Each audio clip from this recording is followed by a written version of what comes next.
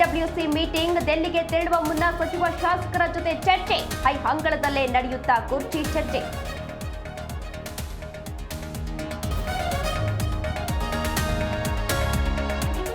Assembly ಲೋಕಸಭೆ ಎಲೆಕ್ಷನ್ಗಷ್ಟೇ BJP JDS ಮೈತ್ರಿ, local ಚುನಾವಣೆಗೆ ದೋಸ್ತಿ ಇಲ್ಲವೆಂದ ಎಚ್ಡಿಡಿ, ಸಿದ್ದು ವಿರುದ್ಧವೂ ದೇವೇಗೌಡರು ಕೆಂಡಾಮಂಡಲ.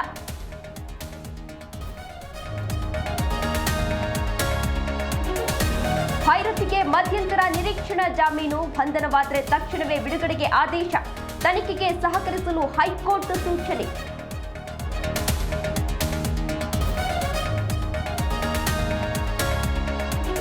ಮೈಸೂರು ಅರಮನೆ ಬಳಿ ಸ್ಫೋಟಕ್ಕೆ 3ನೇ ಬಲಿ, ಚಿಕಿತ್ಸೆ ಫಲಿಸದೆ ಬೆಂಗಳೂರಿನ ಲಕ್ಷ್ಮಿ ಸಾವು, ಸ್ಫೋಟದ ಹಿಂದೆ ಬಿದ್ದ ಎನ್ಐಎ ತಂಡ.